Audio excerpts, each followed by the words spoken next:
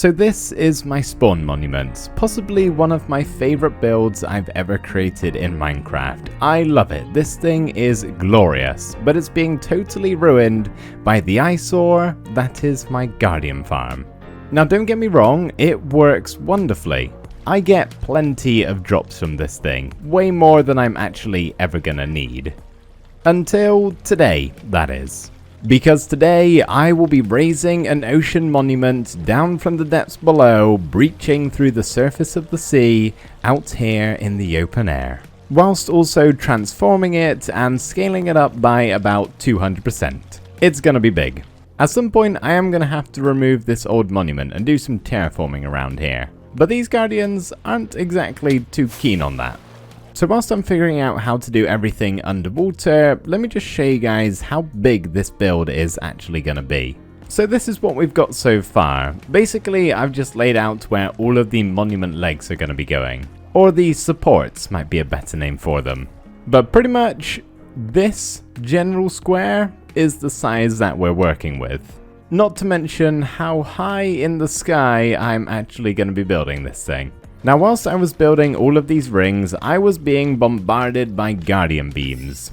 Lovely demonstration, but please stop. Ow. I cannot build this entire monument with that happening, so I need to find a solution. Okay, really? I'm wondering if invisibility potions might be worth a shot, so let's just grab a few of these. Well, bottoms up everybody. Let's see if this works. We'll take all of our gear off and probably should go in empty-handed. Let's dive in and hope they don't all swarm me and kill me. Okay, it's not looking like they're spotting me with nothing on. What if I hold something in my hand? No, they don't see that either. Oh goodness, oh goodness, oh goodness. Fresh air, we're okay. What if I put on my turtle shell helmet? Are they going to be able to see that? Because it would be pretty handy having some of the water breathing elements, then I wouldn't have to brew potions. Don't think they do. What about an elytra as well, or is that pushing it? Maybe just a full suit of armor? Nope, okay, they don't like that. They don't like that. Go, go, go, go, go. Whew, okay, we're safe. Okay, so I think we're able to get away with just wearing our turtle shell helmet. Maybe one other item of clothing too. But definitely not a full suit, that is not going to end well. So I've got plenty of invisibility potions, but I would like some water breathing too. The trouble is, my pufferfish supplies are lacking, believe it or not. Okay, how long till I get my visibility back? It feels weird not having a face. Not long. Wait for it. Wait for it. There it is. Ah, what a gorgeous sight to behold. Okay, pufferfish, where are you? I've got my sword on the ready. It is lukewarm oceans they spawn in, right? Or have I got that completely wrong? Oh? Is that some? Oh my goodness, we got a whole school of pufferfish. Look how many there are. Oh no. There's one. There's two. And I've seemed to have lost the others.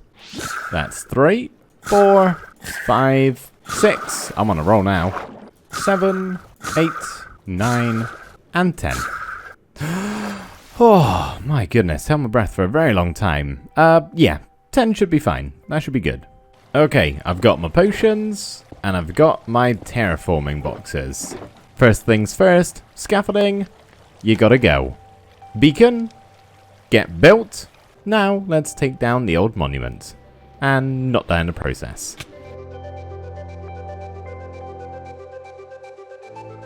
Let me tell you, doing all of that without Depth Strider was painful. Tootling along at this speed, breaking all of the blocks, was not fun. But it is done, even though we do have part of the monument left, and that is intentional. There's no real need to take it down any lower, because as you can see, the surrounding terrain is already higher than it for the most part.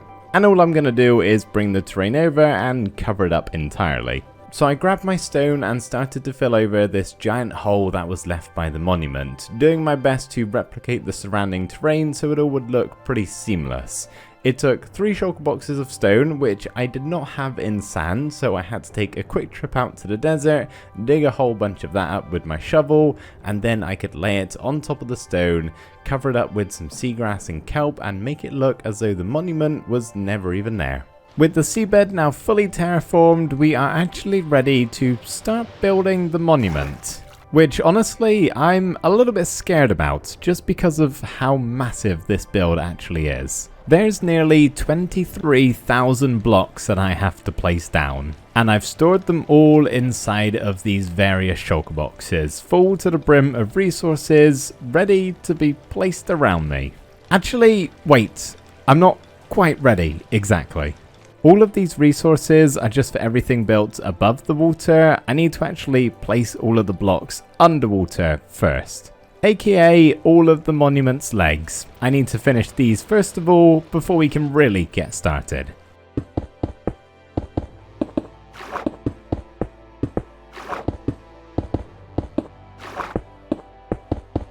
These legs are looking rather sturdy, I gotta say. Hopefully they're gonna be strong enough to hold up what is actually gonna be built on top of them right now.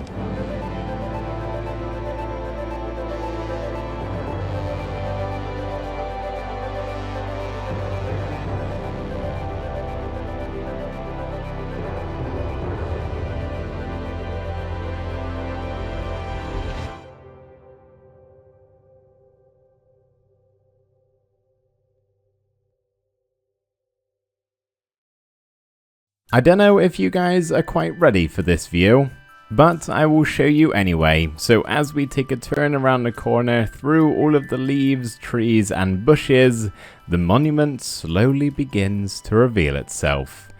Oh boy, that is cool. A big improvement, wouldn't you say?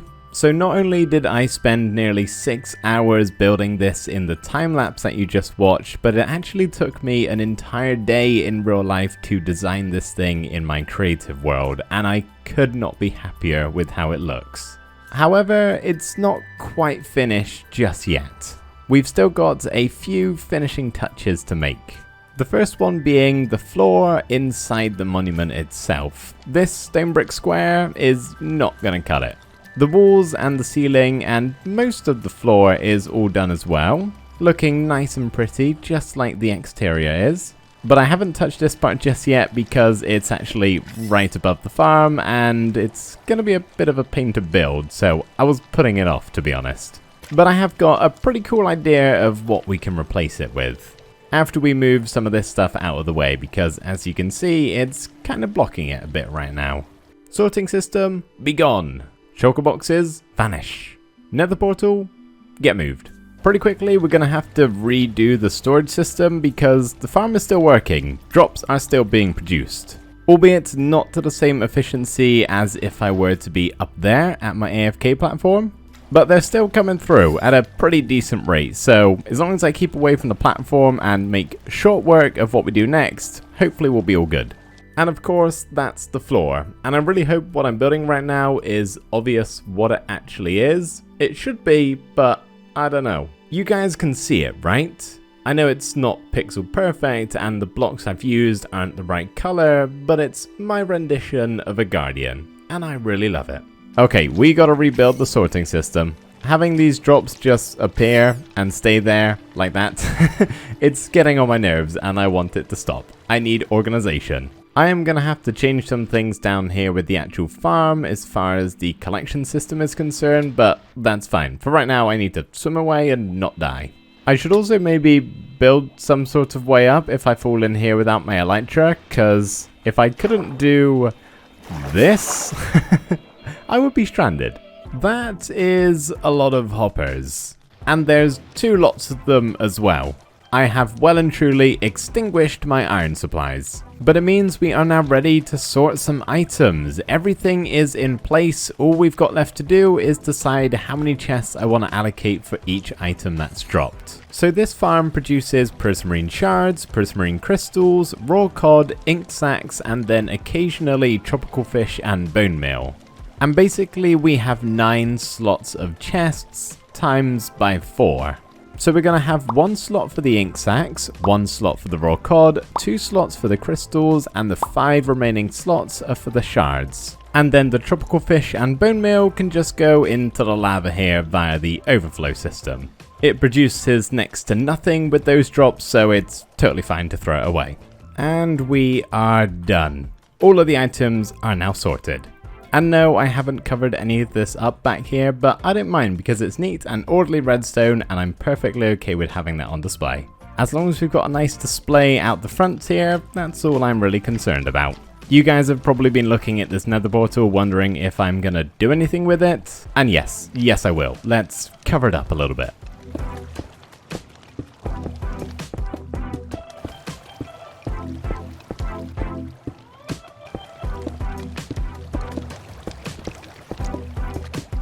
There we go, that's a little bit better.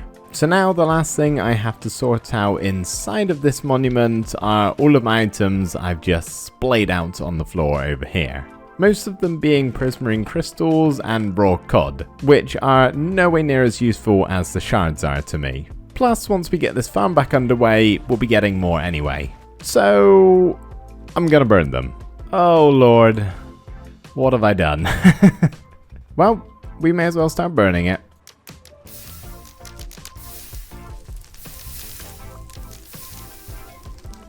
So there is just one final thing to do before we can call this monument complete.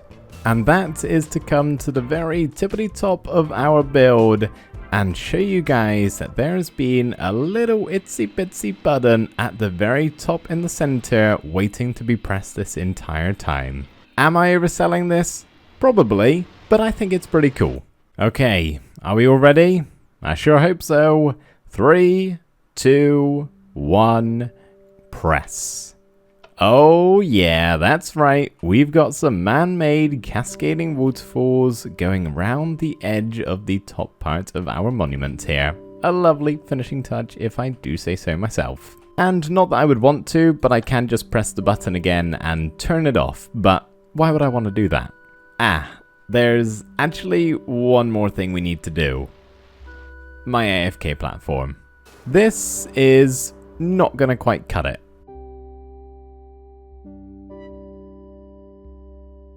There we go, now we have a lovely crystal to perch atop of whenever we need some more drops. And that's what I did for about an hour or so, just to make sure everything was working correctly, and I'm pleased to report that it is. The Guardians were still spawning as normal in the farm, and all of the items are being sorted correctly in their designated storage spot. So that means we're all finished. I had an absolute blast making today's episode, so I really hope you guys enjoyed. Thank you ever so much for watching, and I will see you in the next episode. Bye for now.